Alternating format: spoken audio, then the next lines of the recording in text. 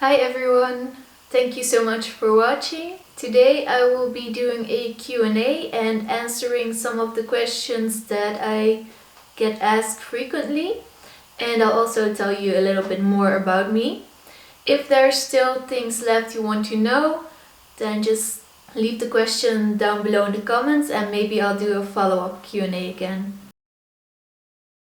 So one of the questions was, how come you started with YouTube? So that's a very good question, and it was actually a natural process when I was decluttering my stuff and my belongings. I was also decluttering feelings and things that didn't feel right and things that were bothering me in my life, and one of those aspects was my artistic practice. I had like this art studio full of materials, also very chemical things, and full of just a lot of stuff because, you know, as an artist everything has potential, so you don't throw anything away. And I felt bad first of all for the fact that I was working with chemical materials. I could not explain that to myself anymore, why I would put my health and that of my pets at risk. Second of all, I was bothered by the amount of stuff that I was reproducing and putting back into the world. Even though expressing myself creatively is very important, I still had difficulties with the amount of waste that I was still producing and the materials and resources that I was using for that purpose. So it was actually a natural process. I was decluttering my home, and I was also decluttering my art studio, and I made a decision to start to gradually make art that was less physical. And how I did that first was that I started to make sculptures for cities so that I don't have to keep them at home. The problem with this, however, was that I still had to make those items, so I still had to use a lot of resources, often very chemical ones, and I had to make them somewhere, so my home or art studio was always a mess. And I noticed that that had a huge influence on how I was feeling. So I shifted more towards community art, which means working in a city, in an area with people who need help or some social issues, and trying to do something for them with art, with organizing performances, dances, things like that. But what I noticed there is something that I noticed with the art world in general, was that it didn't fit me, as in the idea of how I thought that people should be treated. I felt like a lot of those organizations were doing things very inefficiently. A lot of them were dependent upon money from municipalities and just the government, and I noticed that they did a lot of things according to knowing how they would receive the most fundings, which was not necessarily a genuine thing.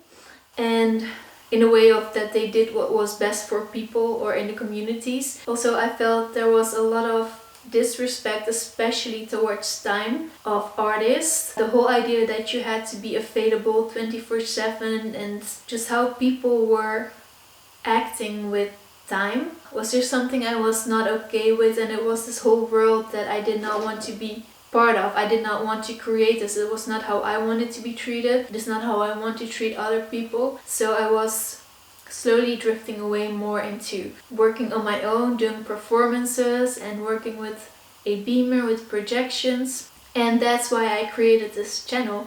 I thought maybe if I can share it at other places instead of just an art gallery, or instead of me just sharing it for anyone who's interested in it. And then I wanted to have it even more minimal, so I started filming and making YouTube videos, and I'm very happy that I did that because I really like the interaction with people. I like it way more than having a physical gallery. And also, I once read that the thing that once saved you or made you free can now be the thing that keeps you stuck. And I felt like art like 10 years ago was my savior. It really gave a new perspective and dynamic to my life.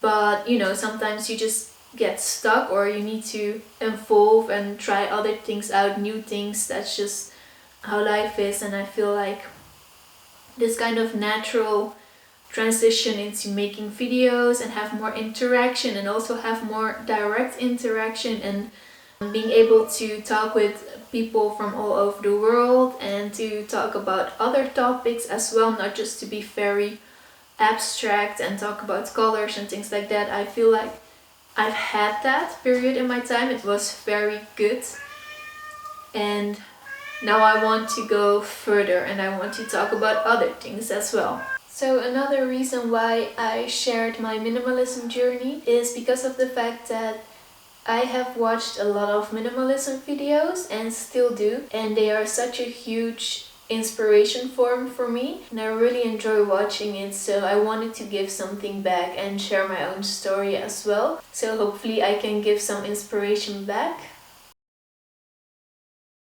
So the question that I get asked a lot is how art and minimalism go together, or how to make art without physical materials. And first of all, I want to emphasize that the fact that I have reduced physical art supplies is just my personal experience.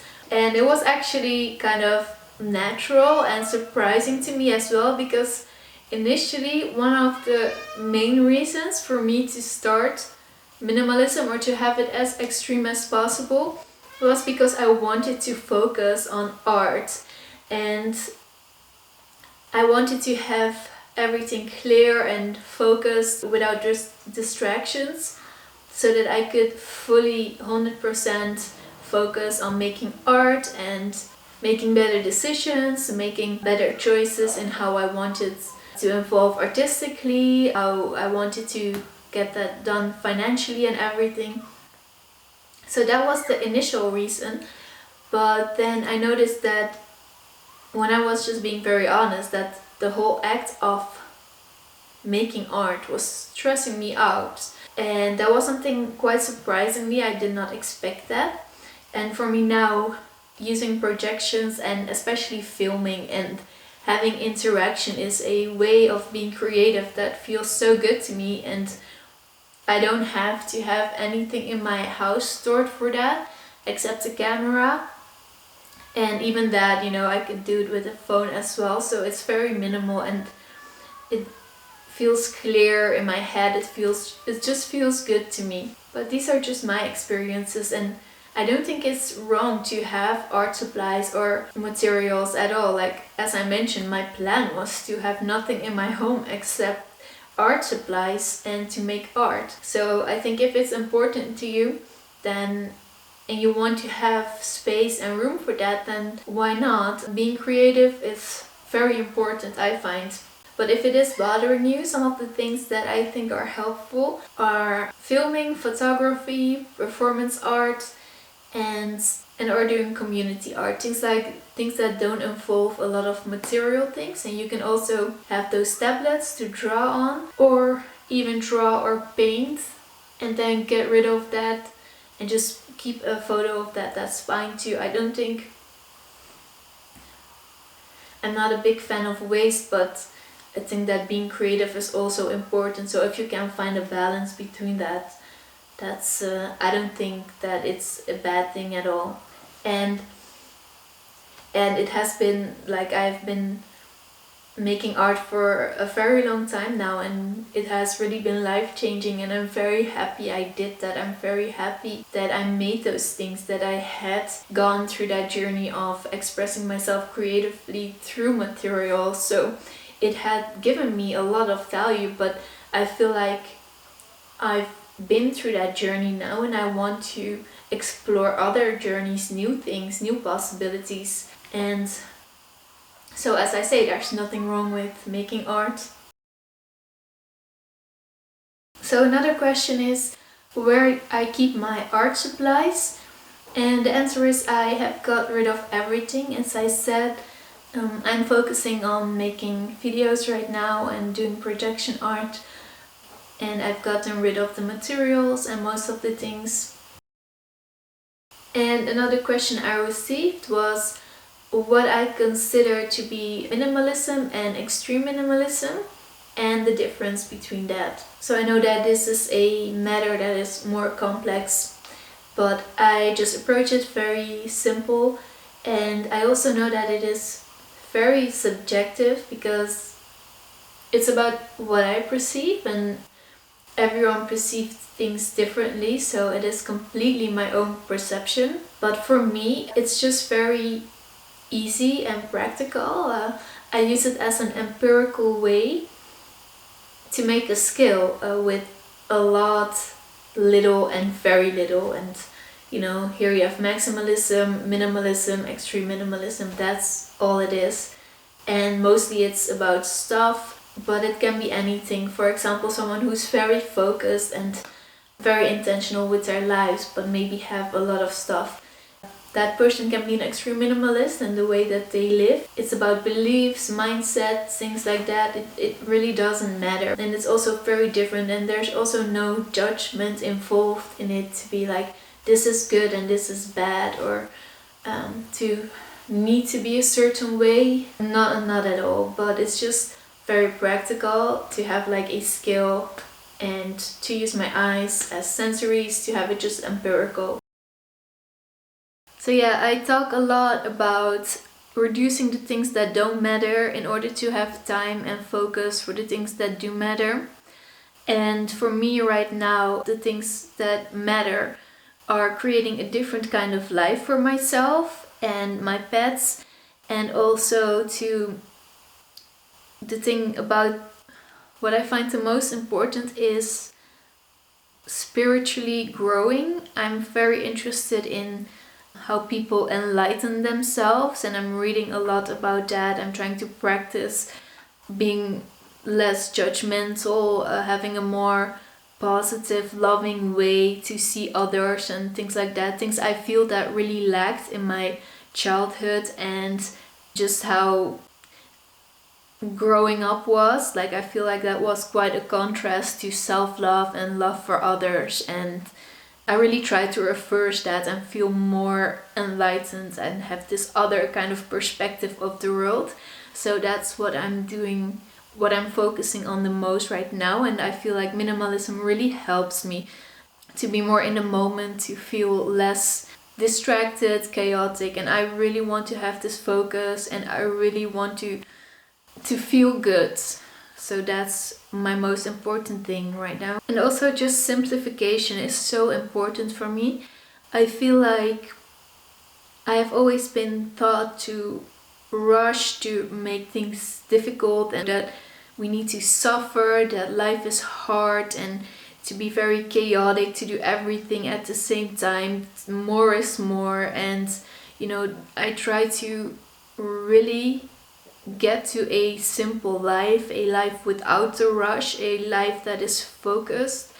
And just simplification is so important for me. I just don't want to have this fast-paced life anymore, and I just want to be easy, things to be easy in my home, things to be easy in my life, and things to be kind and generous and soft. And I'm just really done with the chaos, with the drama, and with just this fast pace in general. And nature is a very important goal of me as well.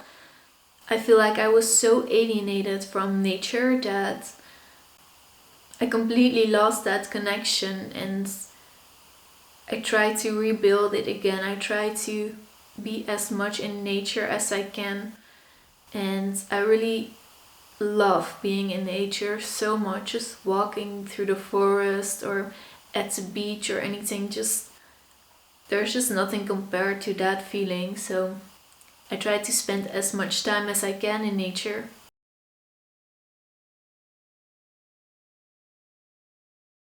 Well, at this moment I have decluttered a lot of that. I don't have any birthday cards or school books or anything from school or the past that reminds me of school. I didn't enjoy school or studying at all, and I just don't want to be reminded of anything, so that part was quite easy. But what was difficult, like, yeah, I have like a closet full of things that people gave to me, and they had so much value to me. Just if someone wrote something to me, it was handwritten, I couldn't let go of it. It was just so meaningful.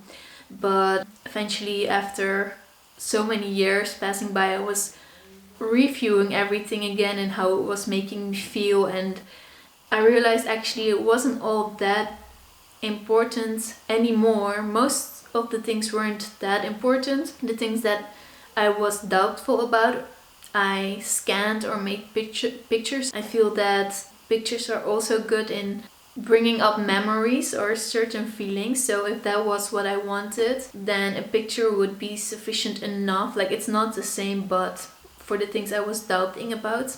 And some of the things that were important I still kept. And for this as well, I did it in levels and layers. So it's not that I discarded everything at once. Like, I had to go through it many times and many rounds.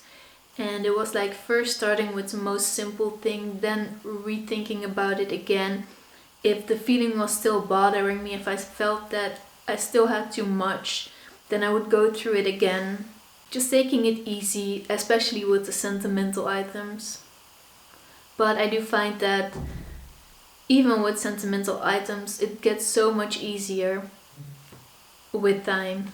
And so far, don't regret anything.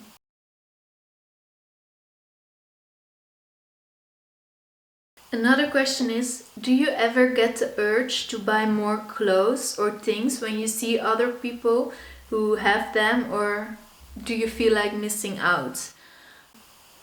I have the urge to buy things quite often. It's not that the urge really disappears, but I am more intentional with it, and I know that my highest goal is simplification and feeling more enlightened. And I know that based on my history and how I used to live, it was very difficult to achieve that, and that stuff really bothered me. Otherwise, I would not have drastically changed my life. So I just keep that in mind and keep my goal in mind, and then it's easy to not get drowned in the excess of stuff, because my higher goal is something else, and I'm very aware of what I want to achieve, and how stuff may seem as something that would bring me value, but maybe it's just for a short while, and after that, when my home is cluttered and I feel unfocused, I know that I'm drifting away from my highest goal, so it's not that difficult. And also I find that the more intentional I am with what I buy, the happier I am with the things that I do have, and that I therefore feel less need to buy other things or to replace them or anything, because I'm happy with what I have. So there's not that much of desiring other things. And also when you focus on nature and feeling happy in general, it's most of them, it's you just notice how much comes from inside and what makes you happy, and it's less based on material goods, so that really helps in reducing it. But I'm a human, so I make mistakes, and sometimes I really feel this urge and I need to buy something, and sometimes I'm happy with it and other times I do regret it, but it's all part of it. It's not, the goal is not to be perfect, the goal is to be gentle and to maintain this lifestyle. It's not to make it difficult, to be very strict, to have rules. It's just to be compassionate towards yourself eventually, and when you follow that, things will get easier. And also sometimes I do really need something, or I do really want something, and I'm also fine with buying things. It's not forbidden. I do try to be more intentional with it and think about it for a while and really look what would fit in my life and what not. But Then again, if I made a mistake, it's not a big deal to me. What counts is the long term and the eventual goal. Like buying one or several products is not the worst thing.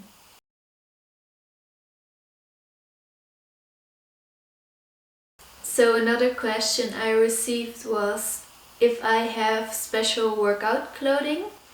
And the answer for that is right now I don't. I have intentionally made the decision to only wear comfortable clothes in which I can move easily. And at this moment, the amount of sport that I do is mostly hiking, walking through nature, doing a little bit of yoga at home, some breathing exercises, and taking cold showers, a lot of Wim Hof method. So at this moment it is not necessary for me. I would like to do a little bit of more activities outside when the spring arrives, and I would like to do not surfing, but that you're in the water with that board. In the Netherlands it's called sappen. I don't know what the English term is, so I would need to have special clothes for that. And I think I also would like to do mountain biking, and I think maybe I would need some special clothes for that too. So I'm sure I forgot some of the important things, but as I said again, if you want to know things, maybe I'll do a follow-up. So let me know what you want to know. And thank you so much for watching. I really appreciate it, and I hope to see you next time. Bye!